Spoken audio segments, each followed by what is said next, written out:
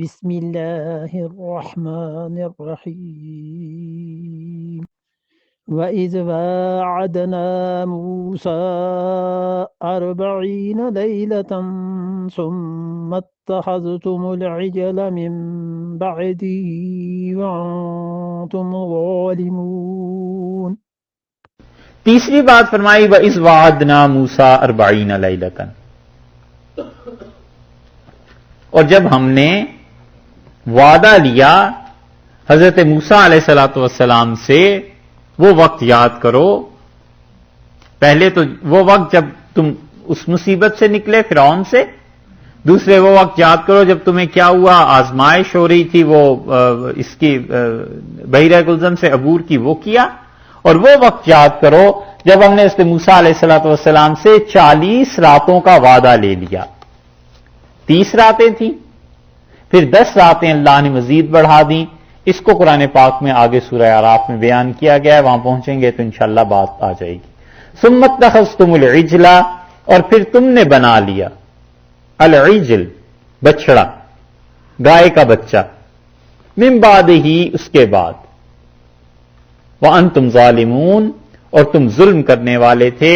40 راتوں کا وعدہ حضرت موسیٰ علیہ الصلوۃ والسلام سے ہوا،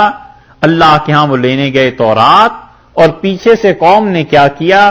جتنے زیورات تھے ان زیورات کو لے کر سامری نے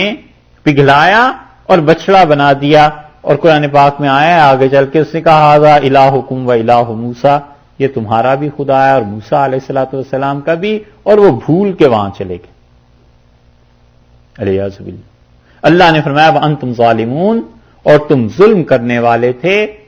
ظلم کس چیز کو کہا ہے؟ بڑی اچھی بات ان مفسرین نے لکھی ہے، جو وہ کہتے ہیں کہ ظلم یہ نہیں تھا کہ بچڑا بنا لیا، ظلم یہ تھا کہ حلول کا عقیدہ یہ ان میں آ گیا کہ اللہ اس بچڑے میں حلول کر گیا، علیہ باللہ۔ یہ جو عقیدہ ہے نا کہ اللہ کسی چیز میں حلول کر جائے، یہ ہے عقیدہ ظلم۔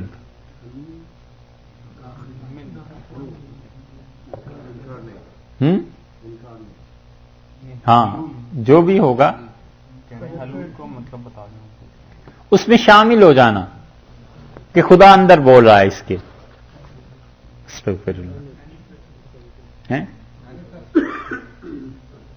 سمجھ۔ تو ظلم جو ہے وہ حلول کا عقیدہ تھا، محض یہ غلطی نہیں کہ تم نے اس طرح کر لیا، یہ غلطی ظلم نہیں اتنی جتنا ظلم یہ عقیدہ ہے حلول، اور یہ اب تک پایا جاتا ہے اقوام میں، ہندوؤں میں بھی پایا جاتا ہے، وہ بھی بہت سی چیزوں کے متعلق کہتے ہیں کہ خدا اس میں حلول کر گیا تھا، اعوذ باللہ۔ عیسائیوں میں پایا جاتا ہے، یہودیوں میں پایا جاتا ہے، یہ ہے وانتم ظالمون، تم ظلم کر رہے تھے۔ اور نصفی رحمت اللہ علیہ نے اس پہ لکھا ہے کہ ظلم کر رہے تھے یعنی عبادت جس جگہ جس کی ہونی چاہیے تھی، جس ہستی کی عبادت ہونی چاہیے تھی، عبادت کو وہاں سے ہٹا کر تم اس غلط جگہ پر رکھ رہے تھے۔ ظلم کہتے ہیں عربی میں کسی چیز کو اس کے اصل مقام سے ہٹا کر رکھنا، ظلم کہتے ہیں عربی میں کسی چیز کو اس کے اصل مقام سے ہٹا کر رکھنا۔ تو عبادت کا اصل مقام تو اللہ کی ذات تھی نا،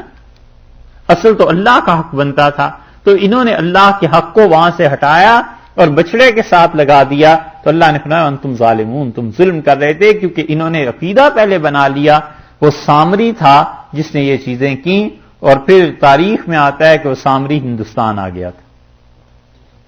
وہاں سے حضرت موسیٰ علیہ الصلوۃ والسلام نے اسے نکال دیا تھا، اور پھر وہ ہندوستان آیا، اور ہندوستان کے بھی قصے تاریخ میں ہی آتے ہیں سارے کہ یہاں آ کے اس نے حلول کے عقیدے کو رائج کیا، صحیح ہو غلط ہو بہرحال مورخین لکھتے ہیں۔